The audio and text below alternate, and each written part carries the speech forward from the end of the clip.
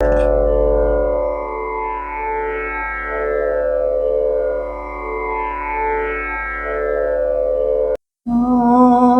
श्री परमात्मने नमः।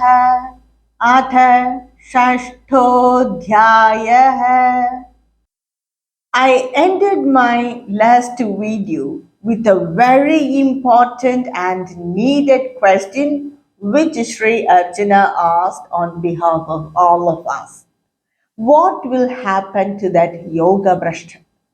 One who has fallen from yoga, because Bhagavan Krishna itself said that mind is very difficult to control. So what will happen to a person if he is not able to control the mind? Will he vanish like the cloud? Like the cloud blown by the wind, it will scatter in all direction and vanish away. Will a person fallen from yoga, will that happen to him? What will happen to him? He asked Bhagavan Krishna. Now let us see what Bhagavan Krishna gives his answer to Sri Arjuna. A very important question. We all need to know the answer. Shri Bhagavanuvacha Partha Naiveghanamutra Vinashastasya Vidyate Nahi Kalyanakrit Kaschit Durgadim Tada Gacchati. Bhagavan Krishna says, he gives his word that one who practices this yoga or one who leads the good path, that person, iha, in this life or in this world, or amutra, that is the life after this or the next world, na vinashyati, he will never be destroyed. He will never be destroyed. Na vinashyati. Know that, Arjuna, Bhagavan Krishna is telling, Kalyanakrit kaschid durgadi na gacchati. A person who has done any good will not be destroyed by any reason, whatever it may be. Some problems may come in his life, or some difficulties may come in his life. That's according to Prarabdha Karma, definitely he may get it, but that will not affect his entire life. And Bhagavan himself will give him the power and intelligence to overcome all that difficulties. He will never go in a bad state of life. He will never go in that path. Bhagavan Krishna is giving his word for Sri Arjuna's question. A person who has practiced this yoga even a bit, he will never go into destruction. There is no destruction for him. Know it, Arjuna, Bhagavan Krishna is telling. And again also he explained the same concept in the next two shlokas also. प्राप्य पुण्यकृतान् लोकान् उषित्वा शाश्वती समाः शुचीनां श्रीमतां गेहे योगभ्रष्टोऽभिजायते. That is, Bhagavan Krishna is telling, okay, he will not be destroyed. There is no distraction for him. But what will happen to him? That no doubt we all have, isn't it? What happened to him, that person who has fallen from yoga? Bhagavan Krishna is giving a very clear reply in this shloka. That person, he will attain the punya krit loka, that is a world of righteousness, where that sphere where only right things will happen. In that world he will go. He didn't mean that it is a swarga, but the world of righteousness. He will go there. Stay there for a long, long time. Shashwati Samaha. Sama means years. Shashwati means everlasting years. For a long time he will stay there.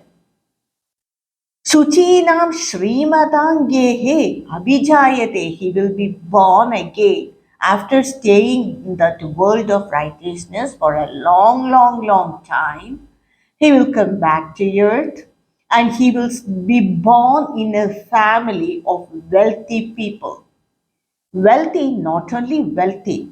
Shuchina Srimata means a person who has earned wealth by right means. That is very important. Because if a person has a family or a person has earned money or artha by improper ways, then that will one day or other day will lead a person to difficulties only. So a person who has earned artha by right means, then that will help him to live a very comfortable life. So he will be born in that pure, wealthy family. That person, he will stay there in the world of righteousness for a long, long time, and he will be born in a family which has earned wealth by right means. Usually, what happens is if a person has attained moksha, he has excelled in yoga, then he will become Brahman. He will merge with this universe. Ordinary people, what will happen to them is whatever karmas they have done in this lifetime, according to it, they may go to the Punya Loka, that is the Swarga Loka, or the Naraka Loka, that is the people where they suffered. They will go there. The after staying in these two logas for a long, long time, or sometimes they may not get birth immediately. So when their karmas are exhausted by time, they may or may not get a human birth. It's all decided according to the totality of the punya and papa karmas, according based on the prarabdha karmas, that sanchita karma, they say the bag of karmas. So according to that, they may or may not get a human birth. That cannot be decided now. But a person who has practiced yoga, or a person who read the scriptures or strive in any way to attain moksha, any little amount itself, that will definitely give him a human birth and a comfortable lifestyle. That's very important. Not only human birth, that's the power of these impressions. That's the power of the scriptures. That's the power of the meditation we do.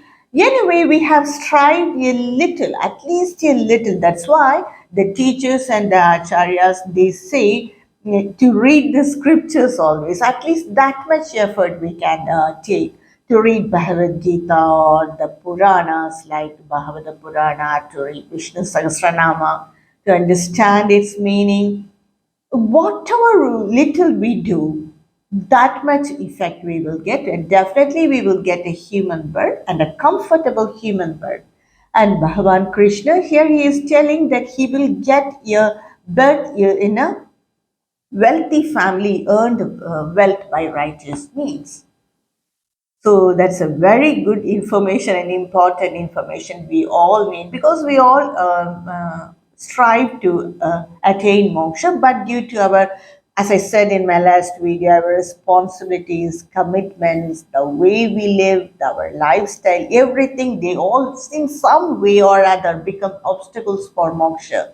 We cannot leave everything then and there and go to practice dhyana. Even Bhagavan Krishna didn't say that he is advising Arjuna to rule the kingdom as well as practice this. So, what will happen to that person if he has not attained perfection by dhyana in this birth?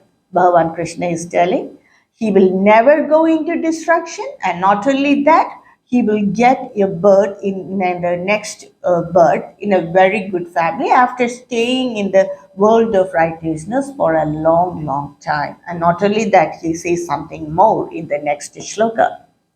47nd shloka, Bhagavan Krishna says, अथवा योगिनामेव कुले भवति धीमताम् येदधि दुर्लभतरं लोके जन्म यदीदृशम्.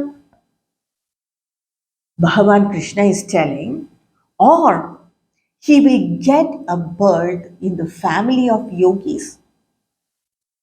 Many people, acharyas, were born like that.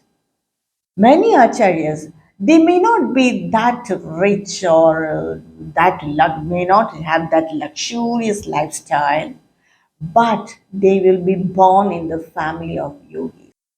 So they may get a birth like that. So all this is decided according to the level, the ladder they have climbed in the path of yoga.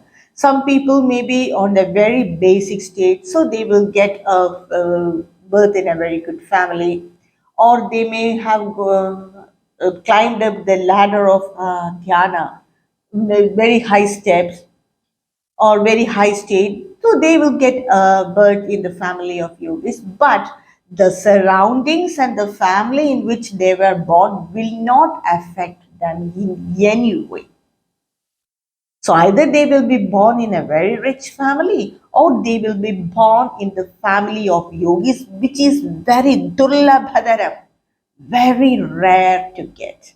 It is very rare to see a perfect yogi in this world. Then just imagine if a person gets a birth in the family of yogis, how nice it will be, how virtuous that person is. So he will be born like that. And in the next shloka, Bhagavan Krishna says, Tatra tam buddhi sanyogam labhate paurvadehikam yatate cha tato bhuyah samsiddhau guru nandana. He will be born in that family. What will he do there? He will practice, he will strive to attain perfection because all the past impressions which he has earned by his paurvadehikam, that by his previous form or in his previous birth, all that impressions will be there in his mind. So again, buddhi sanyogam, he will again come with knowledge, get union with knowledge. That is, he will try to practice because he has purva impressions and strive. Bhuya samsiddhau, he will strive more for perfection. He will strive more for perfection because he has already that impressions in his mind. And many people, they practice, even in this lifetime, they practice art or music when they are very young. But when they come to that final year of graduation or the secondary school or the secondary grade, whatever it is, then they all leave everything, all their individual talents they leave and go after studies for some 10 or 20 years they will go after studies, work, learning, everything.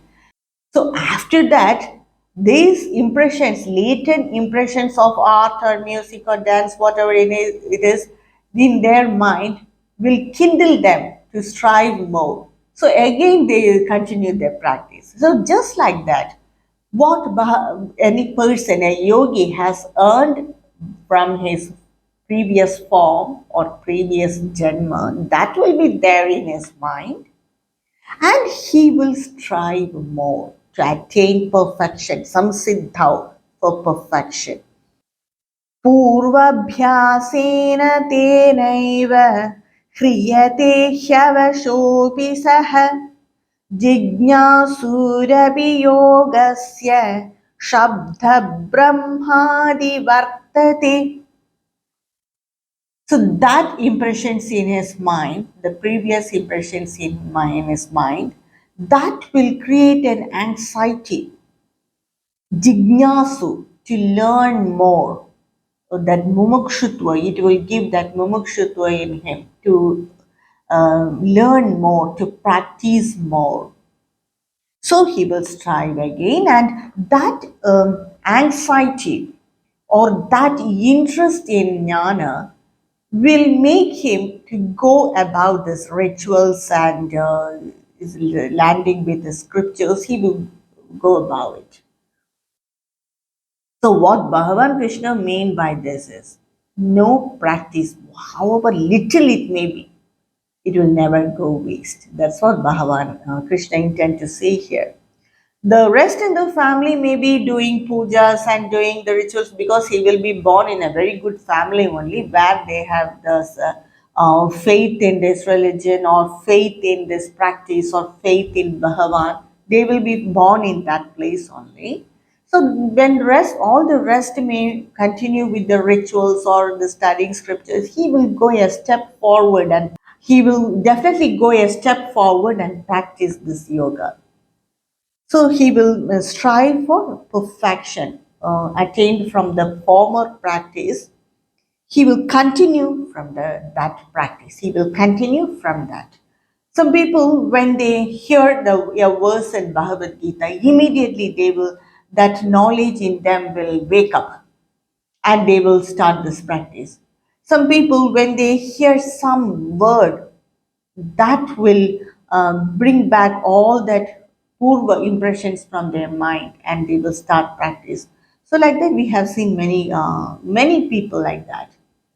Some people, when some children, when they are very young itself, they practice Bhagavad Gita or they can recite Bhagavad Gita or they have a liking for this knowledge. We have also seen all these children, they would have practiced in the previous janma, they would have been yoga brashtas.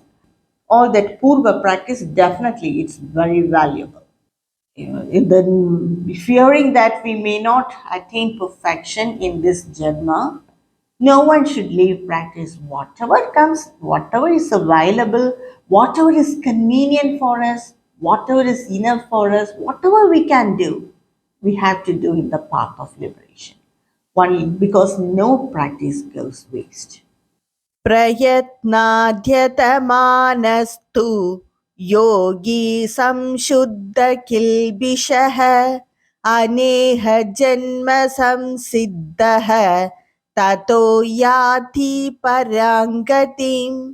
So that person, again, he will begin his practice, strive to become a perfect yogi, because he is already purified of all the karmas, all the sins he has purified. Samsuddhim kilvishaha, purified from sins, perfected by this practice through many births, many janmas, he might have practiced this. So many janmas, each janma he would have become more and more pure and he will get attain parangatim, that yogi will attain parangatim, he will attain the highest goal or the final stage. So this practice little by little, it will purify the person. Whatever little practice we can do, we have to do, because that will purify us tremendously. It will remove our sins, and one day or other, definitely that person, yogi, will attain perfection and attain that parangati. Till then, this knowledge in him will help that person to lead a right life. Now, in the next shloka, Bhagavan Krishna is telling about the status of the yogi. He compares the yogi with all others and gives the status of the yogi. तापस्वीभ्योऽधिको Yogi ज्ञानिभ्यो मदोऽधिकः कर्मिभ्यश्चाधिको Yogi tasmat yogi bhavarjuna. That is, Bhagavan Krishna is telling the yogi, he has experienced this jnana. We all have knowledge, but very few people would have experienced that jnana. Bhagavan Krishna said, once when he experienced this jnana, he will never come out of it. So the yogi, he has experienced this jnana. That's very important. That's what gives him the high skill level or high status. Bhagavan Krishna says that yogi is definitely supreme than a sannyasi, a person who has renounced everything. Because sannyasa is a path or a step towards moksha. It is not that moksha liberation. A sannyasi might have renounced all his desires or all his worldly life or everything. He may not have any desire, but he has not experienced that self. So that experience makes the difference. So he's definitely supreme or superior than a sannyasi. And he is also superior than a jnani. Jnanibhyobi madhodikaha. He is brave, better, or a superior, supreme than a jnani. Jnani means they have only the scriptural knowledge. They may know many scriptures, they may quote from there, then and there, but he has not experienced. Maybe that experience makes a difference. Whoever has scriptural knowledge, they may be pandits. They may by heart the Gita or they may by heart the Upanishad, or the Upanishad just comes from them automatically, whatever it may be, Brahma Sutras, whatever it may be. But might have not experienced that state. That is the experience, it makes the difference. And Bhagavan Krishna says that he is even better than a Karma Yogi. Karma Yoga is also a step towards moksha. Practicing only Karma Yoga, one cannot attain moksha. But it will make the ground clear for this jnana.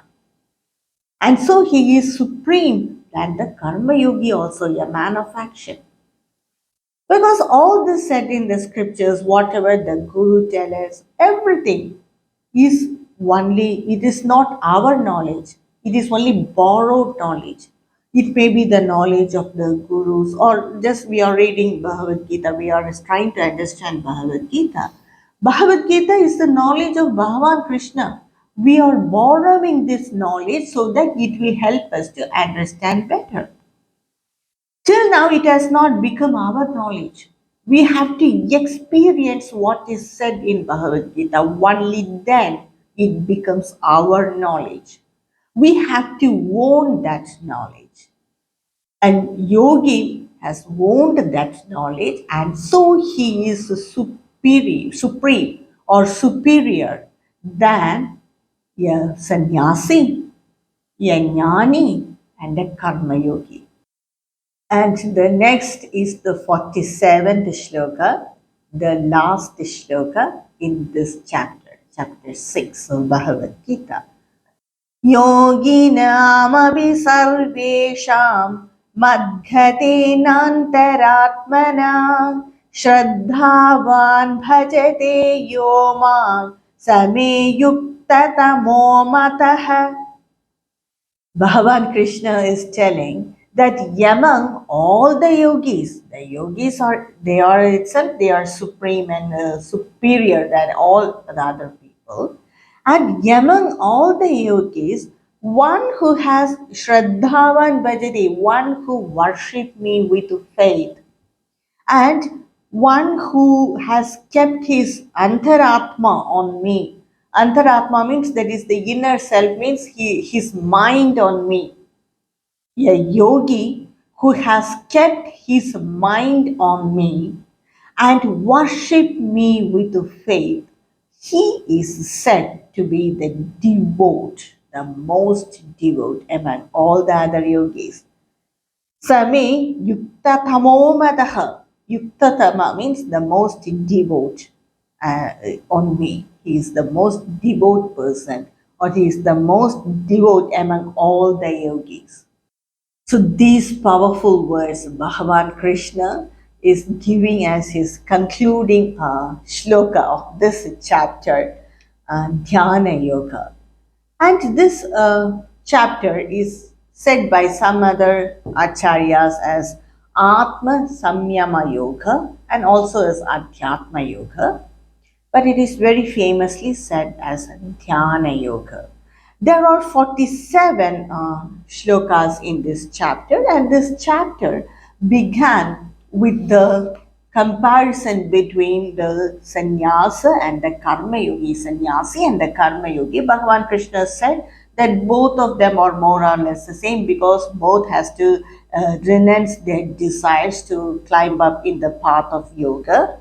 And but the sannyasa yoga may not be fit for all, but the karma yoga is fit for all. Even the grahasthas can do karma yoga.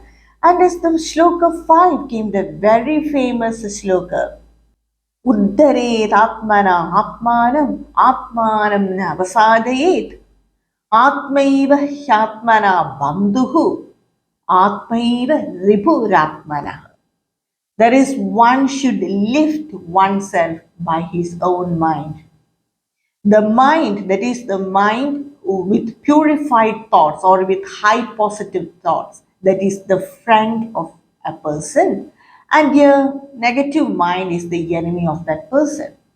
One should purify the mind and control the mind and make that controlled mind the friend of that person. So that Bhagavan Krishna said, and he gave some basic practices and some tips for dhyana, for meditation.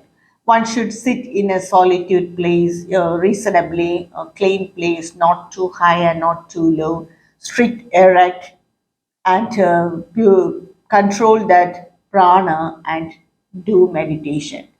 Keep the mind on the self, and gradually one attains perfection, not immediately but gradually one attains perfection. And Bhagavan Krishna also said that this yoga to control the mind, it is very difficult to practice because the nature of the mind itself is unsteady.